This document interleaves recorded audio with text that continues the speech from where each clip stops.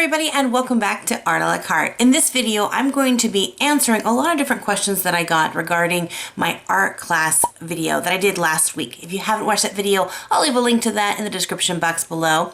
But in this video, we're going to take it a step further, and instead of having a fish we're painting, we're going to be painting a whale, which is not a fish, it's a mammal, but we're going to paint a whale. Before I get into the actual painting process, I want to answer some of the common questions I got about art supplies, like paintbrushes. What types of paintbrushes do you use, and does it really matter? As long as you are not using the plastic paintbrushes that you get inside of those little craft kits, you're doing fine. But I will let you know that with watercolor paintbrushes, the bigger the brush, the more water it's gonna hold. If I'm doing a larger painting and I need to cover a larger area, then I will use a larger paintbrush.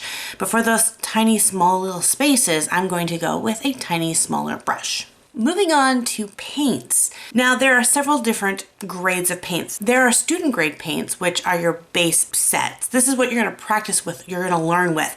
And the Prang watercolor set is the one that I recommend to all my students. It has a great pigment, but it's not super expensive. I'll leave links to those in the description box below. There is, of course, then the in-between paint set. I have this one, which I can't even remember the brand name, and I haven't been able to find it anywhere.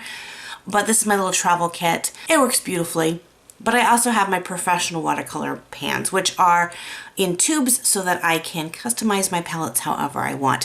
When you get into the professional paints, you're going to get into some investments. You might want to practice and learn on a student grade like Prang before you jump in to, your really expensive watercolor paints. Just as important as paint is your paper. Paper is really, really important. If you get really cheap watercolor paper, you're gonna find yourself super frustrated. For practicing and playing with, I like the Canon brand, but when I wanna do a nice piece, a good one to try out is the fluid watercolor paper. This one here is the cold press. If you're interested in finding out about hot press, I have a video series that I'm working with called The Creative Process, where I'm taking you through the creative process. I'm actually going to be attempting to try to paint on hot press. Other tools are going to be pencils or something to sketch your drawing in if you want to do that. Your water, you want to make sure it's a clean water. You don't want to contaminate your colors. You want everything to be as nice and crisp and clean as possible. And then your workspace, you want that to be neat and tidy, especially with watercolor and you're having water. Electronics and watercolor don't always mix if you're as clumsy as I am. So make sure that you clean your workspace away. All of those tools kind of go into setting up to do our actual painting. As you can see, I'm doing this on the fluid watercolor paper, and I've already pre-sketched out my design. If you'd like a little bit more information about picking out what you want to draw or how to get those basic drawings, I really recommend that you watch the video I did before this. And again, I'll leave that linked at the end of this video. But the thing I want to talk about now for the rest of this video is taking your time. One of the biggest comments that I receive in my videos is that the video goes too fast. Go at your own pace. If this video goes too fast for you, then just hit the pause button or stop button or rewind it to the beginning of the video. Don't try to match your pace with the video's pace if that's not something you're comfortable with. Sometimes when I'm doing art, I go really, really fast. And other times I really like to take my time. So let you and your art set your own pace. As YouTubers, sometimes we don't want to have a 3-hour video. And we'll either cut out parts of the process or we'll definitely time lapse it. And you'll see that in this video. I'll time lapse things up because just this little painting without the sketching beforehand took almost 45 minutes. I don't know that I could be interesting enough to listen to for 45 minutes. So I speed things up. That doesn't mean that you have to speed up along with me. Side note, apologize about my voice. I feel like I'm sounding really raspy. I was in Southern California, middle California, Sacramento. Whatever's in Sacramento did not like my lungs, so I feel like I feel like I could talk like this. And that would be kind of creepy, so I'm going to try not to talk like that.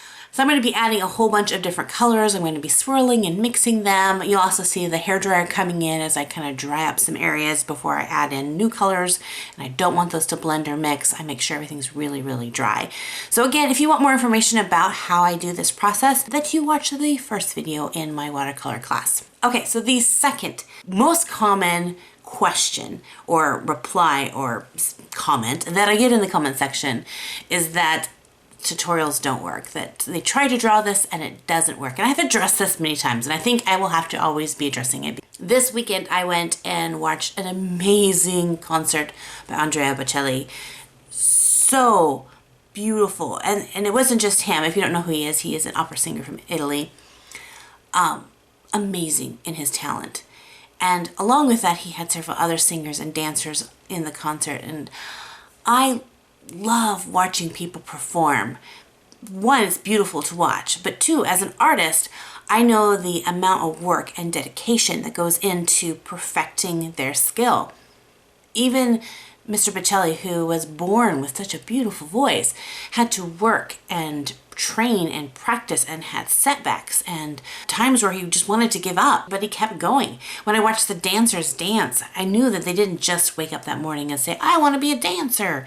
And this years and years and years of practice. And art is the same way. It's not something that you see a tutorial or an art book on how to draw and you can expect that that's going to happen overnight. So don't let that get you frustrated.